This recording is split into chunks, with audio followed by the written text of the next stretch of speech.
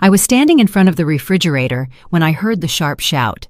"Don't even think about touching that food. Marcus's family is coming for dinner." I froze, a package of fresh deli meat still in my hand. I looked back and saw my daughter, Jade, standing in the kitchen doorway. Her arms were crossed, her gaze was hard, and her mouth was a thin, tight line I didn't recognize. I had filled that refrigerator just hours before. I had spent nearly $200 of my own money.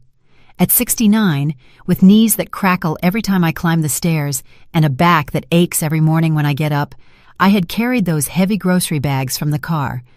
But I didn't say any of that. I just looked at her, waiting for an explanation, waiting for her to tell me it was a joke, to laugh and hug me like she did when she was a little girl. She didn't. "If my wife said it, that's how it's going to be." The voice came from the hallway. It was Marcus Sterling, my son-in-law, the man my daughter chose to share her life with. Tall, always impeccably dressed, always with that smile that never quite reached his eyes. He walked up and placed his hand on Jade's shoulder, a possessive gesture, like marking territory. I still held the deli meat. "Mom, you heard right. I need you not to touch anything in that refrigerator. Nothing. My in-laws will be here in 2 hours, and I can't serve them just anything. This is important to me." Her in-laws, her husband's family, were more important than me.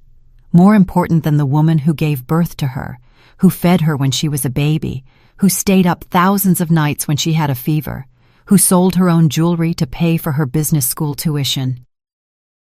"I understand, sweetie." That was the only thing I said, because something broke inside me in that moment. It wasn't a loud fracture. There was no explosion or screaming. It was silent, like a dry branch snapping, a barely noticeable but definitive crunch. I put the deli meat back into the refrigerator, slowly closed the door, wiped my hands on my apron, and smiled. I smiled because, in that moment, I understood something. I understood that my daughter no longer saw me as her mother. She saw me as an obstacle, as someone who was surplus, someone who needed to be gotten rid of. And I smiled because I decided that if they were going to treat me this way, then I, too, would start making my own decisions. "I'm going to my room. Enjoy your dinner." I walked toward the stairs. I felt their eyes boring into my back, but I didn't turn around. I climbed each step with my back straight, my head held high, though everything inside me was trembling. I reached my room and closed the door. I sat down on the edge of the bed, the same bed where I'd slept next to my husband, Frank, for 30 years, where I had cried when he died 10 years ago, where I was left completely alone until Jade convinced me to come live with her. "This is your house too, Mom. You'll always have a place with us." That's what she told me 2 years ago when I sold my small house to help her with the down payment on this one, when I put all my savings into this property that was supposedly for both of us, for the family, so we could have a place to be together. Lies. It was all lies. I got up and walked to the window. From there, I could see the garden, the roses I planted myself, the small lemon tree I put in when I moved here, the herb pots I tend every morning. I did all of that with my own hands, with my effort. Downstairs, I heard laughter, music, the doorbell. The in-laws had arrived. I heard Jade greet them with that sweet voice she no longer used with me. I heard Marcus offering them drinks. I heard the clatter of plates, the clinking of glasses, and I was up here in my room as if I were a child sent to time out, as if I'd done something wrong. But my only crime was buying the food they were now enjoying. I sat down in my favorite chair by the window, the one I brought from my old house, the only piece of furniture Jade allowed me to keep. Everything else we sold or gave away because, according to her, this house had its own style and my old things didn't match. I took my cell phone out of my pocket. I looked at it for a moment, thinking about calling my sister, Tanya, to tell her what had happened. But what would I say? That my own daughter had forbidden me to eat in my own home? It would sound ridiculous. It would sound like I was exaggerating, like a dramatic old woman seeking attention. I put the phone away and just sat there, looking out the window, watching the sky darken. Hours passed. I heard when the in-laws left. I heard when Jade and Marcus went up to their bedroom. I heard when everything went silent. Then I carefully crept downstairs, making no sound. The house was dark, except for the small light over the stove. I walked into the kitchen. I saw dirty plates piled in the sink, wine glasses with residue, leftover food on the counter. My food, the food I bought and paid for, and of which I hadn't tasted a single bite. I opened the refrigerator looking for something to eat, but almost everything was gone. They had eaten nearly all of it. Only a few odds and ends remained in plastic containers. I grabbed one. It was cold rice. I ate it right there, standing up, in front of the open refrigerator, the light illuminating my tired face. And as I ate that cold rice, I understood something else. I understood that this wasn't new. This had been happening little by little, so slowly that I didn't notice, like when water is gradually heated and the frog doesn't jump out because it doesn't sense the danger until it's too late. Small slights, comments, the looks. It had all been part of a plan to push me into a corner, to make me feel like I was excess, that I was a burden, that I should be grateful to have a roof over my head. But that roof was mine too. I put $50,000 toward buying it, all my life savings, everything Frank and I had saved for years. I gave it to Jade because I trusted her, because she was my daughter, because I thought she would care for me as I had cared for her. I closed the refrigerator, washed the empty container, and put it away. I cleaned up every trace that I'd been there, like a ghost, like someone who had no right to exist in her own house. I went back to my room. I lay down, but I couldn't sleep. All night I thought, remembering, piecing things together. The last 6 months had been strange. Jade would ask me to sign papers that were supposedly from the bank, renewals, forms, boring things I didn't fully understand. And I would sign because I trusted her, because she was my daughter. But now I wondered what exactly I had signed. What documents were those? Why was Jade always so insistent? Why was she always in a hurry? Why couldn't I read them calmly? I got up before dawn. I left my room without making a sound. I went downstairs to the living room. I checked the desk where Jade kept important papers, but it was locked. I looked for the key in the obvious places but couldn't find it. Then I went to my room and took out my personal document box. I looked for the original deed to the house, the document that proved I put my money here, that this house was also mine. It wasn't there. The deed wasn't where I had left it. I searched through every paper, every folder. Nothing. It had disappeared. And in that moment, I knew. I knew with total certainty. I had been robbed. My own daughter had stolen not only my dignity and my peace, but also my money, my future, and my security. I sat on the floor of my room with all my papers scattered around me, and I didn't cry, I didn't scream, I didn't make a scene. I realized that crying wouldn't get anything back, that screaming would only make me look like a crazy old woman, that no one would believe me if I started accusing them without evidence. So I decided something else. I decided I was going to be smart. I was going to investigate. I was going to recover what was mine, but silently, without anyone realizing it, without warning them that I had discovered their betrayal. I put all my papers back, washed my face, combed my hair, and got dressed like any other day. And when Jade came down for breakfast, I was already in the kitchen making coffee. "Good morning, Mom." "Good morning, sweetie. Did you sleep well?" "Yes, very well, thank you." She smiled, a perfect smile, as if nothing had happened, as if she hadn't humiliated me the night before, as if she hadn't stolen everything from me. And I smiled too, because now I knew how to play her game. The game of silence, the game of patience, the game of waiting for the exact right moment to act. I served her coffee, prepared her favorite breakfast, asked about her plans for the day.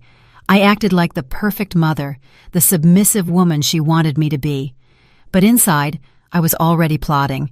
I was already thinking about every step, every move, about how I was going to get back my life, my house, my dignity.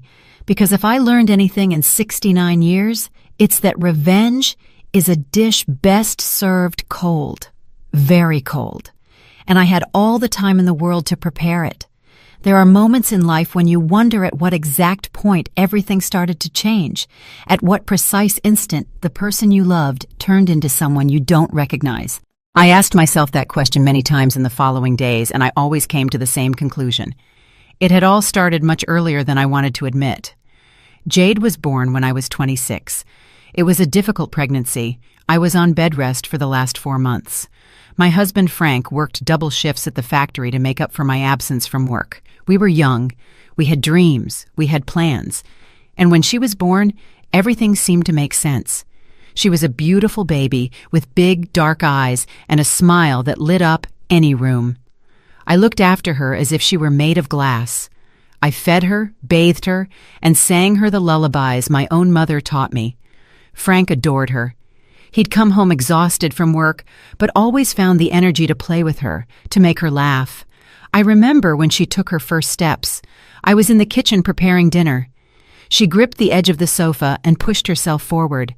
She took 3 wobbly steps before falling on her bottom, but she had done it. I cried with happiness. I called Frank at work to tell him. He left early that day just to see her walk again. We were happy. We didn't have a lot of money. We lived in a small 2-bedroom apartment. The furniture was old, the carpet was worn, but it was our home, and that was enough. When Jade turned 5, she started kindergarten. I got a part-time job at a local bakery to help with expenses. Frank was still at the factory. We worked hard. We saved what we could. We dreamed of buying a house someday, of giving Jade everything we didn't have. She was a good student.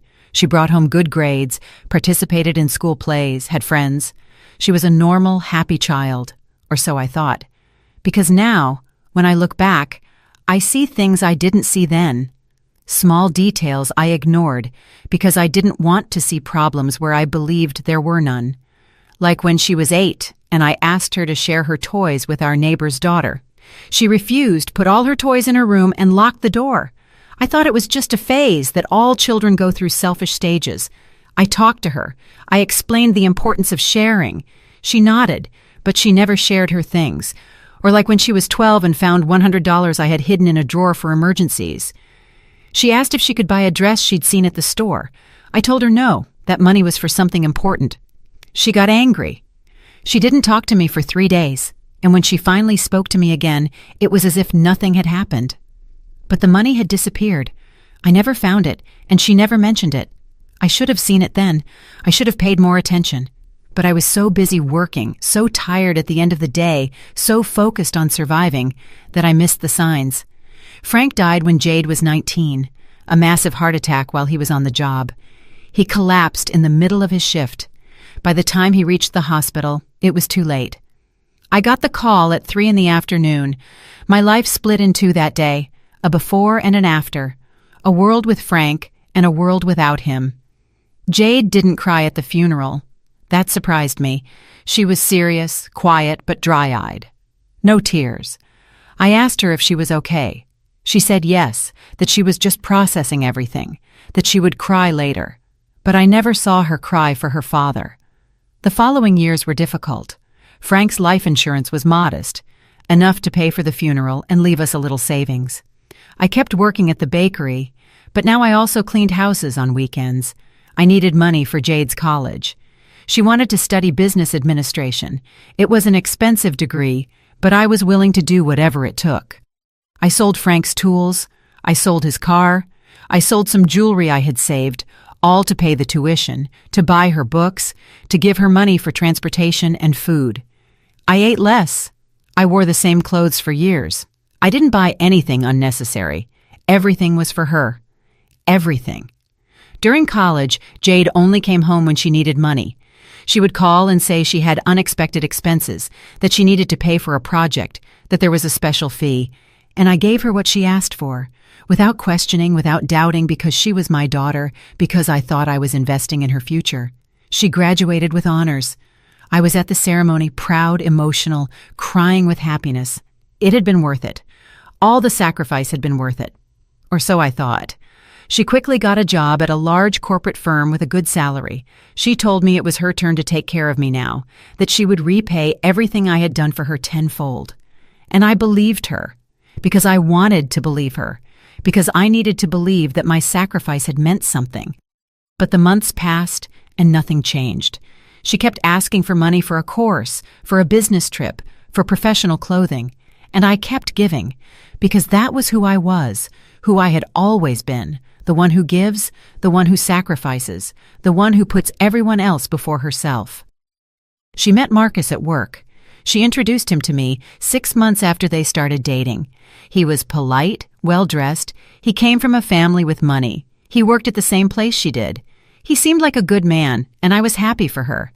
I thought she had finally found someone who would make her happy.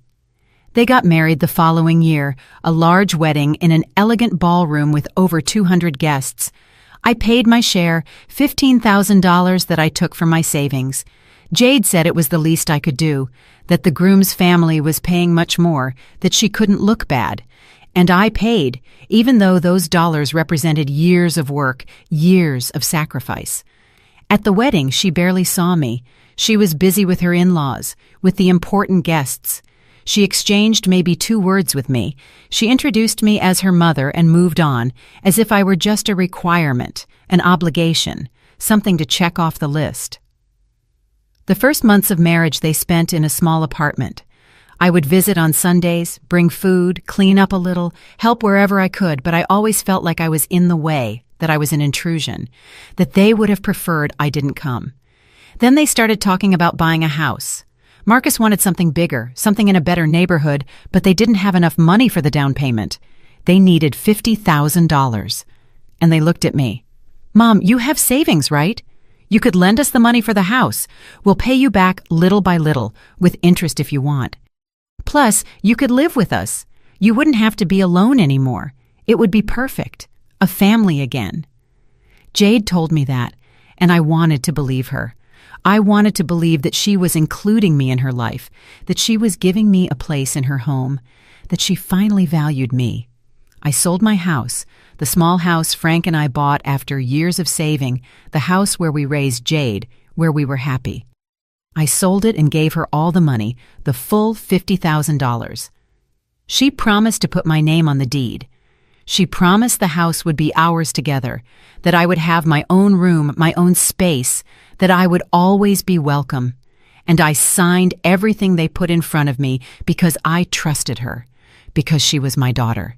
But now I understand that that was my sentence, the exact moment I lost everything, the moment I stopped being the owner of my own life, the moment I became an unwelcome guest in what should have been my own home. The first few months in the new house were tolerable. Jade still kept up appearances. She greeted me in the mornings, included me in some conversations, allowed me to cook and participate in household decisions. But there was something strange, something I couldn't quite identify, an invisible tension that hung in the air every time I entered a room. Marcus worked late. He came home tired and shut himself in his study. Jade spent hours on her phone. I kept myself busy cleaning, cooking, taking care of the garden, trying to be useful, trying to justify my presence in this house that was also mine, though it felt less and less so. One day, I found some papers on the dining room table. They were bank documents. I saw them by chance while cleaning. It wasn't my intention to read anything private, but my name appeared on one of the pages, and that caught my attention. It was a document about the house's mortgage. I read quickly, trying to understand. There were numbers, legal terms I didn't quite grasp. But one thing was clear. My name was not on the deed as an owner. I only appeared as a reference, as someone who had contributed money, but not as an owner. I felt something cold run through my body. I picked up the paper with trembling hands. I read it again, slower, trying to find my name on the list of owners, but it wasn't there. Only Jade Johnson Sterling and Marcus Sterling appeared. No one else. I heard footsteps on the stairs. I quickly put the paper back where it was and continued cleaning. Jade entered the room and looked at me with that expression she had started using, that mix of annoyance and superiority. "What are you doing, Mom?" "Cleaning, sweetie. Just cleaning." She took the papers from the table and left without saying more. I stood there with the cleaning cloth in my hand, my heart racing, 1,000 questions in my head. That night, I couldn't sleep. I kept turning over what I had seen. Maybe I misunderstood. Maybe my name was on other documents. On the original deed, Jade had promised to include me, that the house would be ours together. She wouldn't lie to me. She couldn't lie to me. But the doubt was planted, and like a weed, it began to grow, spread, and contaminate every thought. The following days, I started paying more attention, noting things I previously overlooked, like the times Jade asked me to sign papers without letting me read them properly. She'd say they were bank forms, renewals, boring things not worth reviewing, and I would sign, trusting her because she was my daughter. But now those signatures haunted me. What exactly had I signed? What documents were those? Why was there always such a rush? Why couldn't I take my time to read? One afternoon, while Jade was at work, I searched the living room desk. I needed to find the house deed. I needed to see my name there. I needed to confirm that everything was in order, that I was just being paranoid. But the desk was locked. I looked for the key in the obvious places, the kitchen drawer, the bookshelf, the entrance shelf. Nothing. The key didn't appear. I tried to open it with a paper clip, with a hairpin, but it didn't work. The desk remained locked, guarding its secrets, protecting them from me. Then I remembered that I had my own copy of documents. When I sold my house, I put everything in a special box. Important papers, Frank's marriage certificate, his death certificate, payment receipts, and supposedly the deed to this house.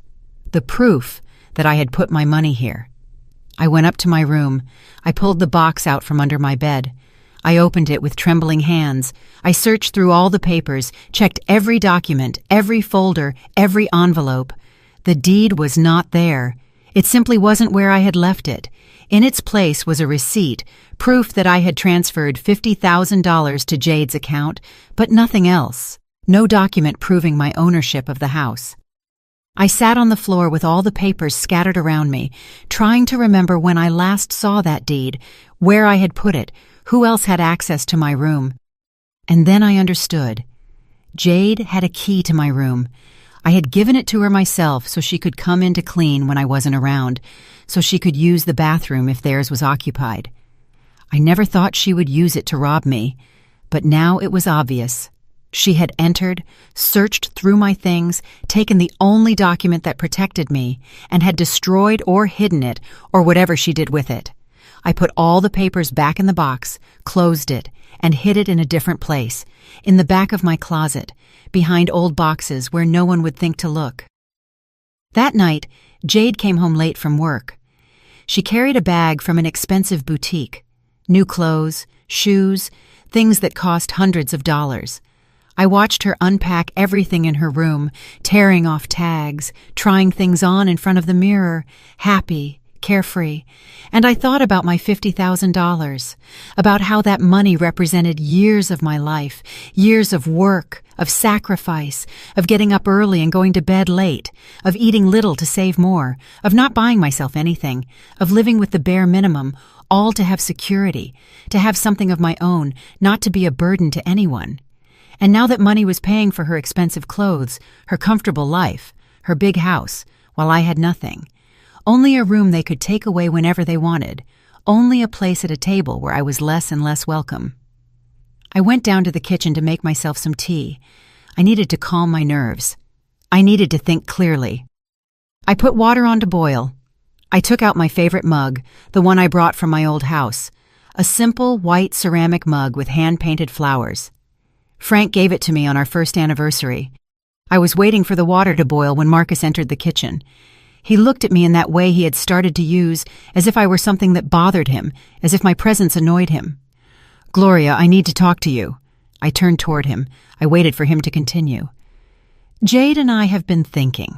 This house is very expensive to maintain. The utilities, the taxes, everything is getting more expensive. And well, you live here, but you don't contribute anything. You eat our food, use our electricity, our water. Everything comes out of our pockets." His words hit me like buckets of cold water. Me, who had just filled the refrigerator with $200 worth of groceries. Me, who cleaned the whole house, who cooked, who took care of the garden, who did everything I could not to be a burden. But I didn't say any of that. I just looked at him, waiting for him to finish. So, we thought it would be fair for you to pay something, a monthly rent. Not much, just $500 to help with expenses. It's the least, really. Any room in this neighborhood costs twice that.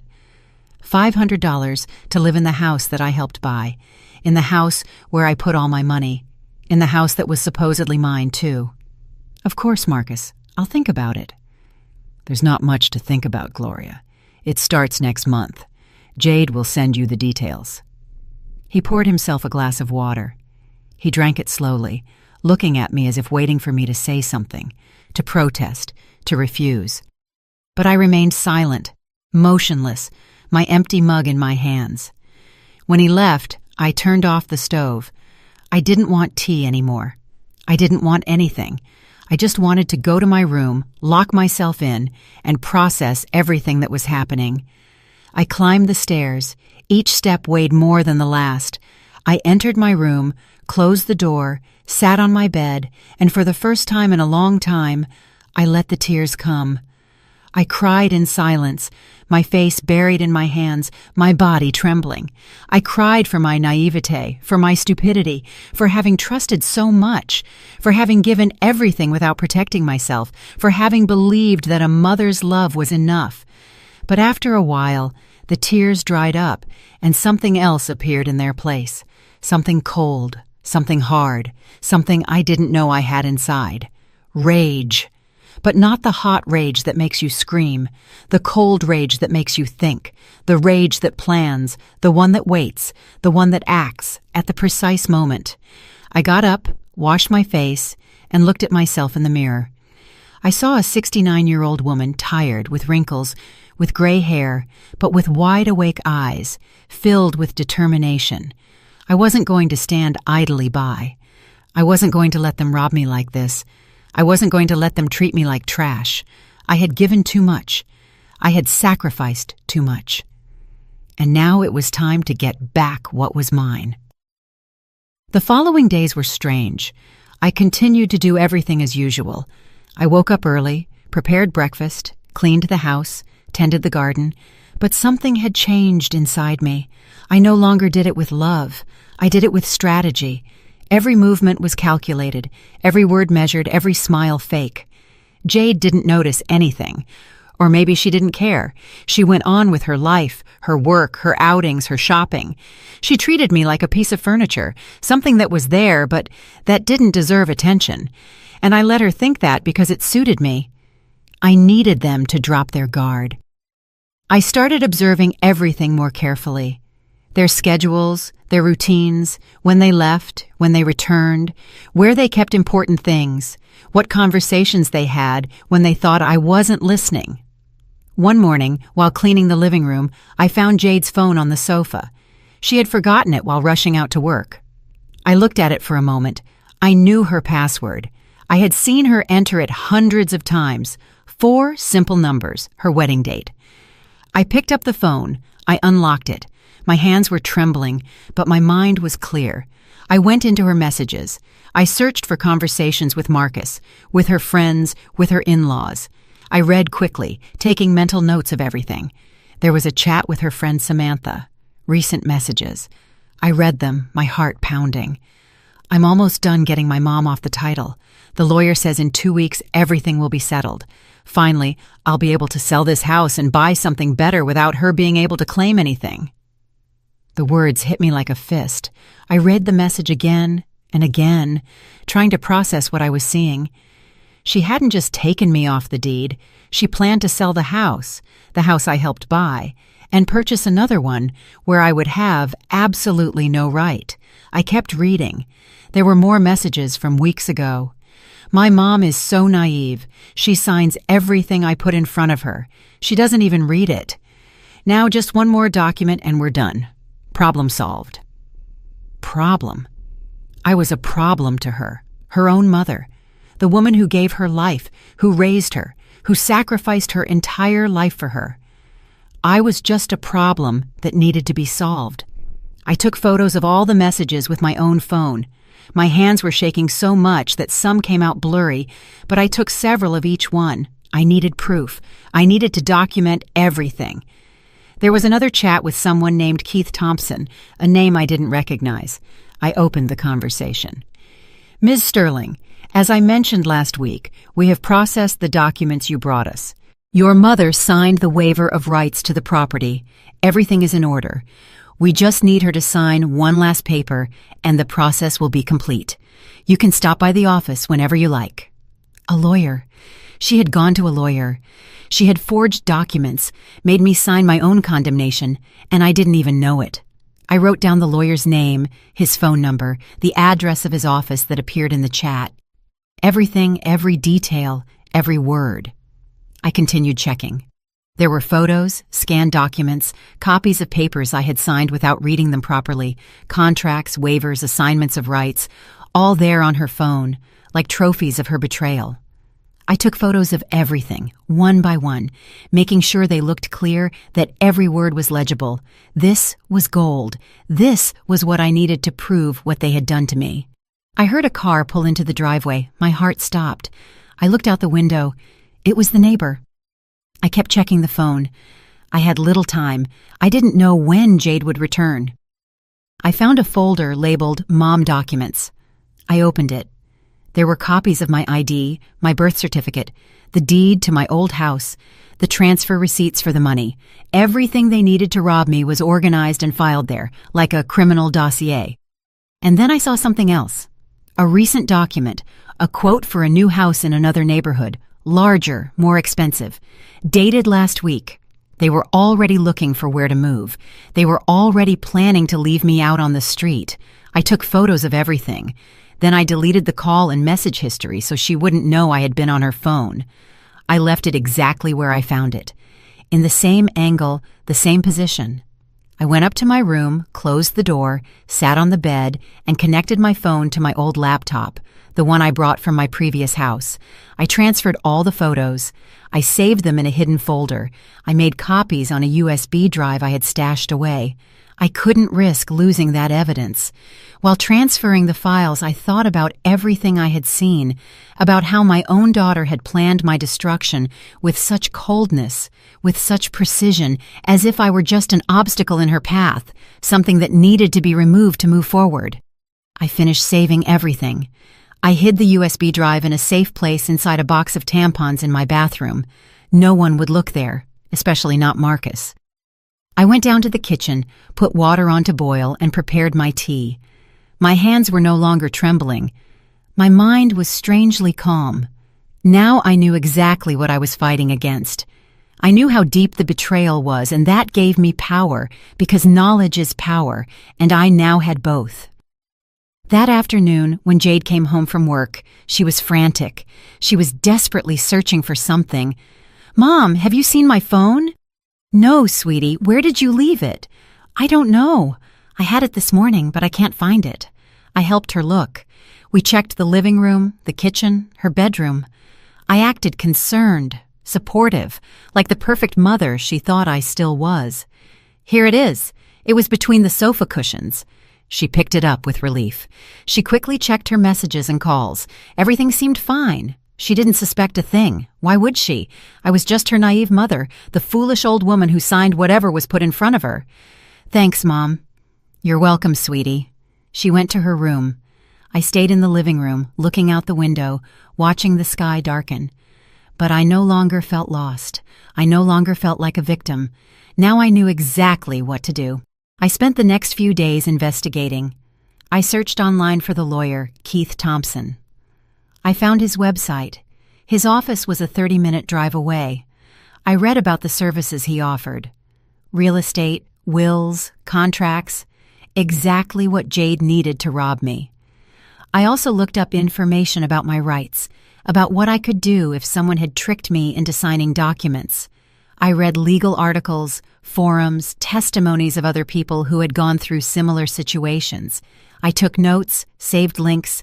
I prepared myself. One afternoon, while Jade and Marcus were at work, I went to the bank, the same bank where we had processed the house mortgage. I asked to speak with an executive. A young woman in her 30s with a professional smile attended to me. "Good morning, ma'am. How can I help you?" "I need information about a property. I'm a co-owner, but I don't have a copy of the documents. I want to know how I can get them." She asked for my ID. I handed it over. She typed something on her computer, then frowned. "Ms. Johnson, according to our records, you do not appear as the owner of any property." "That's impossible. I put $50,000 toward the down payment of a house. I have the transfer receipt." I showed her the receipt I had saved. She reviewed it. She typed more on her computer. "I see the transfer here, but it was made to Jade Sterling's name, not as part of a co-ownership agreement. It was listed as a gift, a donation. Therefore, you do not have any claim to the property." Her words confirmed my worst suspicions. They had misled me from the beginning. There was never any intention of putting me on the deed. It was all a plan to take my money. "Is there anything I can do?" "You would have to consult with an attorney, ma'am. We only handle the financial side. But if you signed documents waiving your rights, it will be difficult to recover anything." I thanked her. I left the bank and walked to a bench in the nearby park. I sat down and took a deep breath. The cold air filled my lungs. It cleared my head. Now I knew 3 things for certain. First, I had been legally robbed. Second, I had proof of the conspiracy. Third, I needed a lawyer, a good one who wasn't on Jade's side. I took out my phone and searched for attorneys specializing in family fraud. I found several. I read reviews, compared prices, wrote down numbers. I would call the next day. Now I wasn't alone in this. Now I had information. I had evidence. I had a plan. I walked back home slowly, thinking about every step, every move. Jade and Marcus still hadn't arrived. The house was empty, silent, like a stage waiting for the play to begin. And I was ready to act, ready to reclaim what was mine, ready to teach them that they had underestimated the wrong person. The next day, I waited for Jade and Marcus to leave for work. I dressed carefully. I chose my best clothes, a simple but presentable dress. I combed my hair and put on light makeup. I wanted to look respectable, trustworthy, like someone who should be believed. I took my purse. I put all the evidence I had collected, the printed photos, the receipts, the USB drive with all the information from Jade's phone, all organized in a folder. I left the house and walked to the bus stop. The trip downtown took me 40 minutes. I looked out the window the whole way, watching the streets, the buildings, the people busy with their lives, and I thought about how my life had come to this point, how I had gone from owning my own house to begging for justice. The office of the attorney I had found was in an old building. I climbed the stairs to the 3rd floor.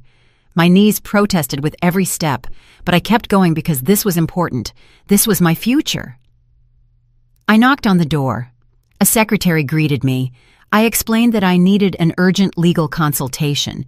She made me wait in a small waiting room.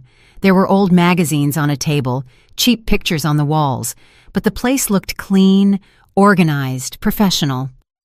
After 20 minutes, I was called. I entered an office where a man about 50 years old was waiting for me. Gray hair, glasses, a simple suit. He offered me a seat with a kind gesture. "Ms. Johnson, I'm attorney Charles Reed. Tell me what brings you here." And I told him everything from the beginning. How I sold my house, how I gave them $50,000, how they promised to include me on the deed, how they made me sign papers without letting me read them, how I discovered the betrayal. As I spoke, I took out all the documents, the photos, the evidence. He listened in silence, taking notes, reviewing every piece of paper I showed him. His expression was serious, concentrated. He didn't interrupt me once. He let me empty everything I had stored up. When I finished, there was a long silence. He continued reviewing the documents. He read the photos of Jade's messages several times. Then he looked at me. "Ms. Johnson, this is fraud, breach of trust, and possibly document forgery. Your daughter and son-in-law could face serious criminal charges." "I just want to get back my money or my rights to the house. Whatever is fair. I understand, but I need to be honest with you. This is going to be difficult. You signed documents waiving your rights. Even if you did it without fully understanding what you were signing, the fact is, your signature is there. That complicates things. But I have proof that they tricked me. The messages, the conversations, it's all there. Yes, and that's good, very good. This demonstrates intent to defraud, premeditation. That helps us. We can file a lawsuit for fraud and nullity of documents, but I need you to understand that this could take time. Months, maybe a year or more. My hopes sank a little. A year. Could I survive another year in that house, enduring the contempt, the humiliation, paying rent for something that should be mine? How much would all this cost? My fees are $200 an hour. For a case like this, we're talking about approximately $10,000 in total. Perhaps more, depending on how complicated it gets. $10,000. I didn't have it. I only had about $5,000 saved. The last of a lifetime of work. He must have noticed my expression because he added, "I can work with you, Ms. Johnson. I can take a $3,000 retainer and we can settle the rest when we win the case, when you recover your money. But I need to be clear, if we lose, you would still have to pay my full fees." It was a risk, but what choice did I have? Stay silent and lose everything, or fight and maybe recover something? I accept. What do you need me to do? First, I need you to sign a contract with me. Then, we are going to request copies of all the property-related documents from the county recorder's office. We'll ask for certified copies of everything your daughter filed, and we'll prepare a formal lawsuit. How long will that take? About a month to gather everything. Then we file the suit. Your daughter and son-in-law will be served. They will have to respond. That's when things get interesting. They'll know it was me. They'll know I sued them. Yes, there's no way to avoid that. But, Ms. Johnson, you have the right to defend yourself, to fight for what is yours. Don't let fear stop you now. He was right. I had already come this far. I had already discovered the truth. I already had the evidence. I couldn't back down. I signed the contract. I gave him a check for $3,000, almost everything I had in the bank. He gave me a copy of everything. He explained the next steps. He told me he would keep me informed of every development. I left his office feeling strange, scared, but also relieved. I had finally done something. I had finally taken action. I was no longer just a victim waiting for things to get better. Now I was a fighter. I made the journey back home in silence, thinking about what was to come, how they would react when they received the notification of the lawsuit, what they would say, what they would do. I arrived home before them. I changed clothes, put all my documents in the secret hiding spot, and started preparing dinner as if nothing had happened, as if it had been a normal day. When they arrived, I greeted them as always. Jade barely looked at me. Marcus didn't even return my greeting. We ate dinner in silence, each in our own world. And I observed, storing every detail, every gesture of contempt, every moment of humiliation, because all of that gave me more strength to move forward. The following days were a waiting game. Attorney Reed called me every week to update me. He had requested the documents from the county recorder.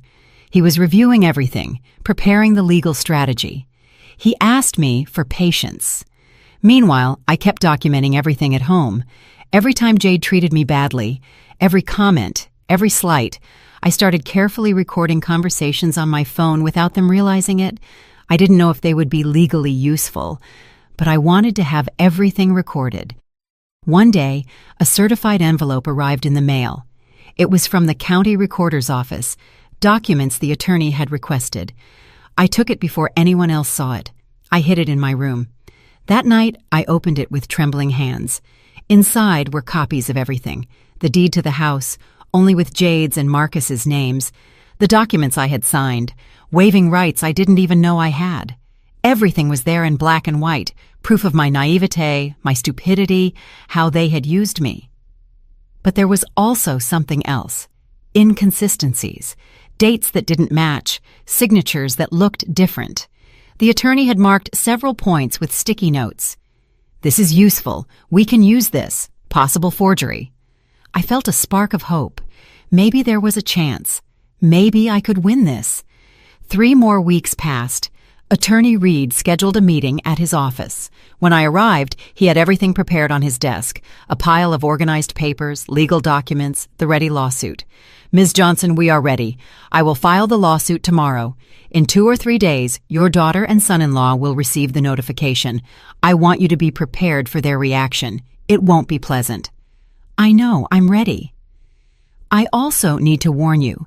It's possible they will try to intimidate you, pressure you to withdraw the lawsuit, or threaten to kick you out of the house. If that happens, call me immediately. We have legal resources to protect you." I thanked him. I left his office with a mix of fear and determination. In 2 days, everything would explode. In 2 days, there would be no turning back. That night, I barely slept. I thought about all the possibilities, all the ways this could go wrong.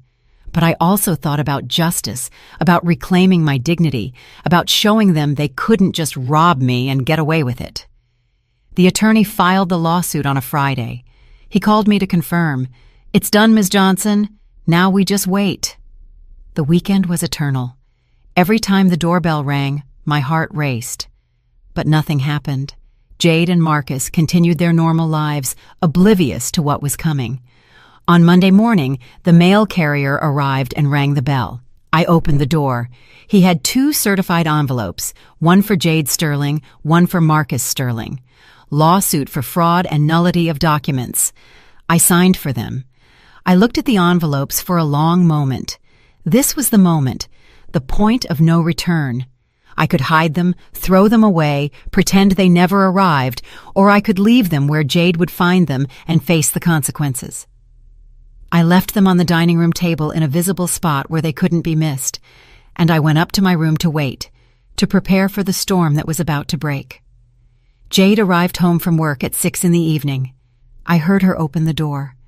I heard her footsteps in the entryway. And then I heard the silence, that heavy silence that comes just before the explosion. "Mom, get down here right now!" Her voice sounded different, strained, furious. But there was also something else, maybe fear or panic. I got up from my bed, took a deep breath, and walked down the stairs. She was standing in the living room, the open envelope in one hand, the lawsuit documents in the other. Her face was red. Her eyes were blazing with rage. Marcus stood next to her, holding his own envelope, looking at me with pure hatred. "What is this? What the hell is this, Mom?" She spoke each word slowly, as if she were trying to control herself, as if she were about to burst. "It's a lawsuit for fraud, for stealing my money and my rights to this house." "Stealing? We didn't steal anything from you. You gave us that money. You signed all the documents. Everything was legal." "You tricked me. You made me sign things without telling me what they were. You promised me this house would be mine too, and you lied." "You're crazy. You're completely crazy, old woman. Nobody forced you to do anything. You wanted to help, and now you pull this stunt." "I have proof, Jade. Messages, conversations, everything where you plan to sell this house and leave me out on the street, where you tell your friends I'm a problem that you're removing from the title." Her face changed. The color drained from her for a moment. She looked at me with something that might have been fear, but she quickly disguised it with more rage. "You went through my phone. You invaded my privacy. That's invasion of privacy, Mom. That's a crime. And stealing from your mother isn't? Tricking her, making her sign false documents, taking everything she owns, that's fine according to you?" Marcus stepped closer. His face was hard, threatening. He stood very close to me, trying to intimidate me with his height. "Listen closely, Gloria. You are going to withdraw this lawsuit right now, or you are leaving this house today, tonight, with nothing. Go see where you'll live. Go see who will take you in." "I'm not going anywhere. This house is mine too. I put my money here, and I'm going to fight until I get it back." "Your money? That money was a gift, a help. No one forced you to give it, and now you come here claiming we're thieves. You are ungrateful, after everything we've done for you. What you've done for me? You have me paying rent in my own house. You forbid me to eat the food I buy. You treat me like trash. That's what you've done for me.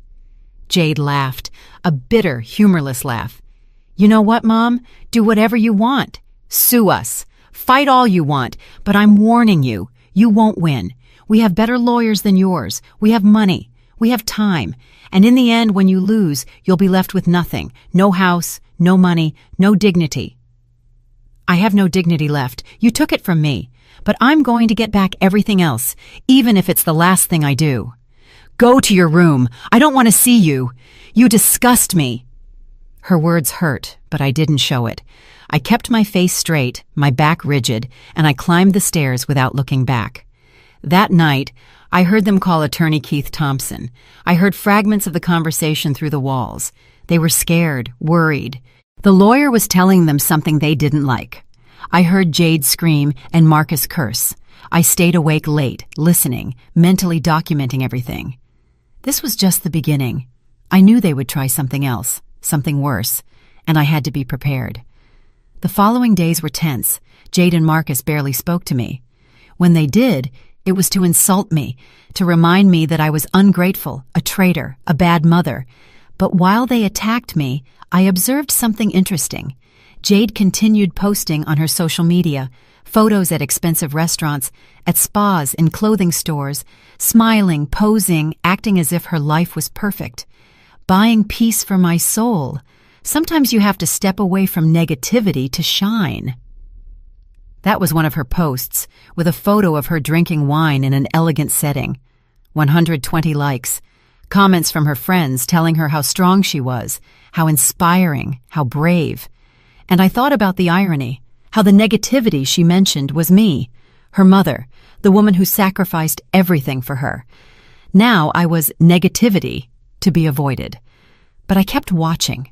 I kept taking screenshots of every post, every comment, every display of her luxury life paid for with my money. One afternoon, while they were out, attorney Reed called. Ms. Johnson, I have news. Your daughter's attorney filed a response to our lawsuit. They deny everything. They say you gave the money voluntarily as a gift, that you signed all the documents consciously, and that you are now regretful and want to recover what you already gave away. That was expected. What happens next? Now comes the discovery phase. Both parties present everything we have, documents, testimonies, evidence. Then the judge decides if there is enough of a case to go to trial. How long does that take? 3 or 4 months, minimum. But, Ms. Johnson, I have to tell you something important. Your daughter's lawyer contacted me. He wants to negotiate an out-of-court settlement. What kind of settlement? They offer to return $20,000 to you in exchange for you withdrawing the lawsuit and signing a document waiving any future rights to the property. $20,000 out of the $50,000 I put in? Not even half. Exactly. It's a low offer, insulting even, but it's something, and it would avoid years of litigation, stress, and legal fees. No, I don't accept.